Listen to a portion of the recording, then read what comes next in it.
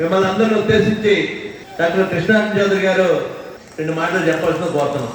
ఇప్పటికే చాలా ఆలస్యమైంది. క్లుప్తంగా 2 విషయాలు.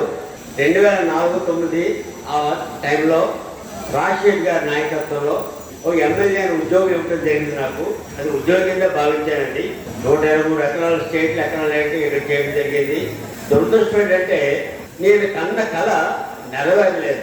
నేను ప్రతి ఒక్క కుటుంబానికి కూడా ఇండిపెండెంట్గా ఇల్లు వాళ్ళని ఆలోచనతో 123 ఎకరాలు తీసుకోవడం జరిగింది.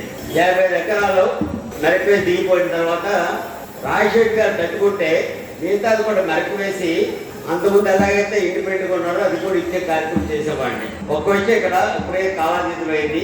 నేను 2004-09 మధ్యలో ఏం చేశాననేది మీ అందరికీ తెలిసిందే. నేను ఎలాగా నేను మీకు అందుబాటులో ఉన్నానో మీ అందరికీ తెలిసిందే. ఎవరు వచ్చినా కూడా ఎమ్మటే స్పందించి ఆ సమస్య పరిష్కారం చేయడం కోసం కష్టపడేవాడిని. అదే మనత్వం శ్రీతో తొమ్మిది దగ్గర చూశాను నేను.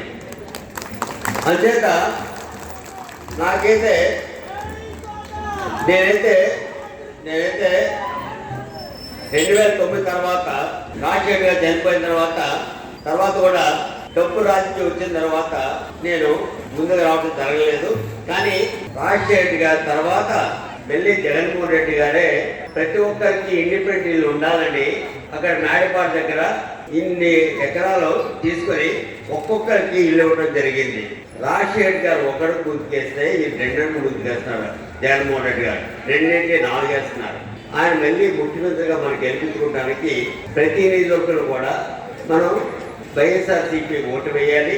ముఖ్యంగా సమస్యకి ఎమ్మటే రెస్పాండ్ అయ్యే తిమ్మూర్తి గారిని ఒకప్పుడు